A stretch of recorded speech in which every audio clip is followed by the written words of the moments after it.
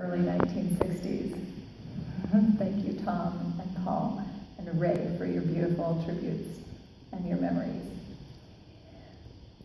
Dear family, friends, neighbors, and colleagues, I am Alice Blankenship, and I had the extraordinary honor, along with my brother Wayne and sisters Sherry and Marion, of being Warren Blankenship's child. We had the gift of sharing in his long and full life and being near him to the very end. The journey of Warren's first 30 years was astounding in its changes of milieu. All humans suffer profound loss in the death of our loved ones, but Warren's loss of his father at age 5 in a tragic gun accident observed by little Warren, and for which he still somehow felt responsible when telling the story 70 years later, was a difficult beginning. He adored his mother and felt protective of his younger siblings their entire lives. The extended family did their best to help Irma raise her 3 children, but these were rural mountain folk trying to survive the Great Depression. Stories of violence toward children permeate the talk at family reunions. Warren treasured the happy times in the mountains at Ophir Creek, working for his grandpa, hunting, and occasionally riding horses with cousins, and learning mountaineering. He learned to drive a truck on backcountry roads at age 11 and became a masterful driver. In fact, driving until age 84 without ever suffering an accident or even a traffic ticket. Yeah. He once confessed to having a crush on his first grade teacher, and indeed must have enjoyed school. But difficulties in the extended family life prompted him to run away to work in the California shipyards at the age of 15 after World War II broke out. Wow. It took the persuasion of his mother and high school principal for Warren to finish his high school education before enlisting in the Navy at age 17. In the few conversations I had with our pop about his war experience spread over some 30 years, I saw an evolution in his attitude.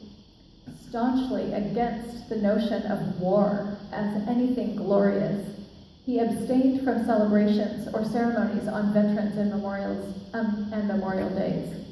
He once told me that he refused to teach the history of war, that if students wanted the gory details of battle, there were plenty of books. But the history of human thought was where the riches lay. In his last decade of life, however, Pop could not talk about his time in the Navy without tears. He seemed able then to add his heart to the principles of his mind, and perhaps began to honor his 17-year-old self, who, full of naivete, joined in the effort of his generation to save the world.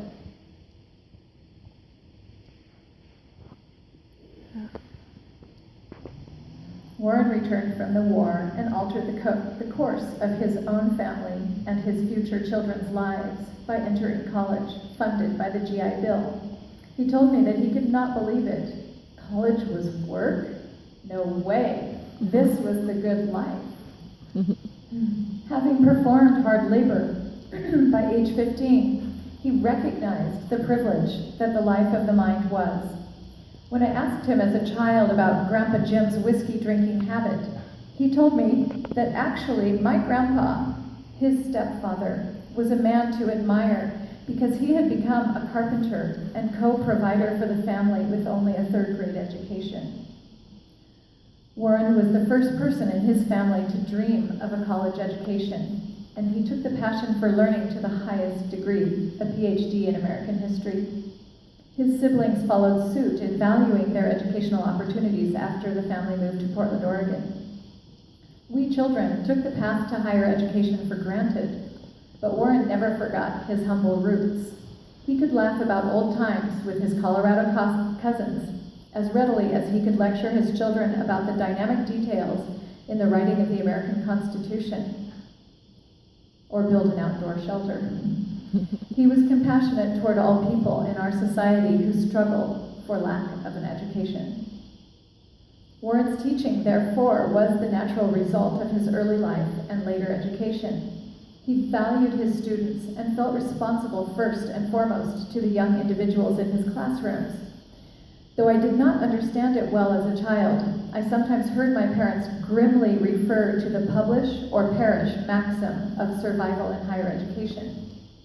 I gleaned that he was not as passionate about research and writing as about classroom teaching. I think he was not confident about his abilities as a writer, but if you decide to visit the special collections at the U of O Night Library, as I did this week, and Paul Merriam and Tom and others spent a lot of time there, now you have to shed all baggage, take off your coat, get a key, be completely interviewed, and put through the 3rd degree, maybe because of the corncob pipe. But if you decide to visit the library, as I did this week, and read Pop's dissertation, you will be treated to accurate and concise prose with occasional splashes of bright color, such as his description of Oregon's Governor George Chamberlain, to whom Theodore Roosevelt turned for policy advice regarding the Pacific Northwest. Quote, "Even though Chamberlain was a Democrat and a particularly effective fly in the Republican ointment in Oregon from 1902 to 1920, you will also learn that way back then, at the beginning of the 20th century, Oregon was a pretty backwoodsy place, and that what was progressive in politics then might seem antiquated, or perhaps not. Here is Warren's conclusion about the progressive movement in Oregon. Quote, "Progressivism left a residue of significant achievements in the form of a viable political system. In addition, it left a deeply embedded tradition of political independence which would mark Oregon as a distinctive political entity in the years ahead. Few states of such sparse population and so distant from the centers of national development have caught the political focus of the nation as has Oregon. In its political decision-making, through its Oregon system, it continues to harvest the fruits of its earlier progressivism." Unquote. How many people present today would agree with Warren's characterization of Oregon as a political entity? When we consider our direct referendums, our death with dignity, legalized marijuana, employment of gas station attendants, and lack of sales tax laws? Pop wrote those words in 1965, referring to the era around 1910. It is a fun and fascinating read, I say, completely unbiased. The truth was that Warren did want to write, at least about one person in particular, and that was Wayne Morse.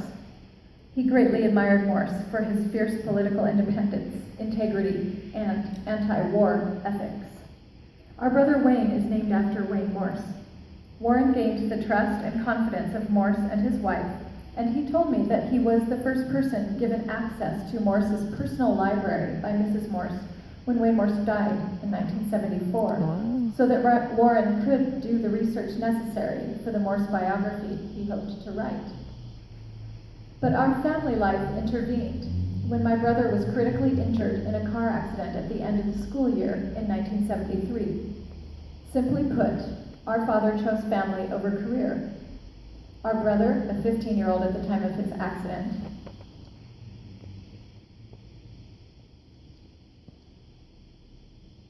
needed his father. Pop reached into his deep past to bring us the riches of our childhood. With a head injured and recuperating son, he planned the family's first backpacking trip to the Rocky Mountains.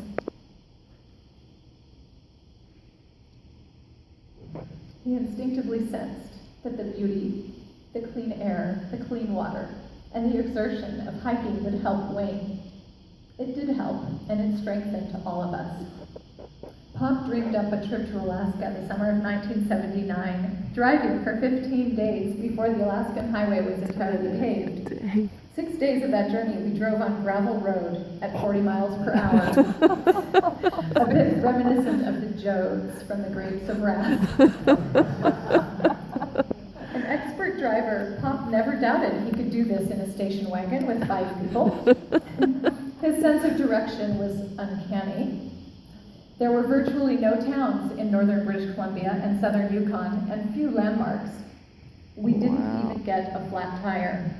Our journey was populated with sights of caribou, black bear, mosquitoes the size of small hummingbirds, and undammed rivers that flow with a power and fury that we simply don't see in the lower 48 states. We looked into the deep blue color of glaciers up close. When my mother obtained a teaching sabbatical, we lived in Oxford, England for a year, and Pop basked in old world culture, especially hours spent at the Bodleian Library and in various concerts and lecture halls of Oxford University. I understand the maxim publish or perish, but I have to say that for the family life of our university-trained history professor, Pop turned the bittersweet fruits of that maxim into publish or flourish. We flourished during those summers as a family. We bonded in the care of our brother Wayne, who made an unexpectedly remarkable recovery. We danced together as a family during the annual Scandinavian Festival in Junction City. We sang Christmas carols in four-part harmony, with Pop always singing the lone tenor, a good sport to my mother's music coaching, caroling from door to door. As I moved into adulthood, I loved to travel with my parents. They were so healthy, happy, in shape, willing, and fabulous travelers. Yeah. Our father was not religious. He had his cathedrals, nevertheless. The mountains, the libraries, his marriage, and his family. He was fun to jitterbug with. He could construct a tenor line of harmony to sing to any old-timey Western tune or jazz standard. He loved listening to jazz his whole life, and in his 70s and 80s became a regular fan of Mike Denny and his jazz trio here in Eugene. He kept his spry and athletic gait almost to the end of his life, and sang with me only days before his passing. One of the greatest gifts from my dad was watching the evolution of his character into the latest years. It almost goes without saying that my parents forged a happy marriage, but I will say it because it is such an incredible achievement. As my Pop's own faculties and capacities of his sharp mind and strong body began to dwindle in the last year or two of life, he gained the capacity to integrate my mother's lifelong practice of gratitude and to express it generously. He gave us the gift of his compassionate listening, patient understanding, and uncensored gratitude for the role we played in his caretaking. I cherished every moment I was able to spend with him, right up to the last one, in which I suggested that if the pain in his body became too harsh, he could now return to the mountains. He nodded to me in agreement and passed away only 5 hours later.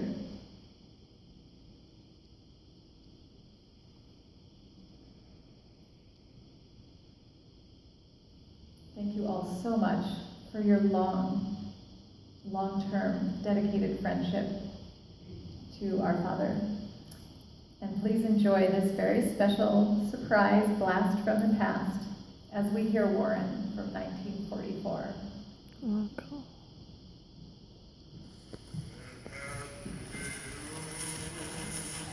It had to be you. I've wandered around and finally found that somebody who could make me be true, That's him singing? could make me be true, and even be glad just to be sad, thinking of you. Wow. Someone but me might never be. Might never be cruel, or twice before, but they were true. For nobody else gave me a thrill, with all my soul still, I love you still, it had to be you, wonderful you, it had to be you.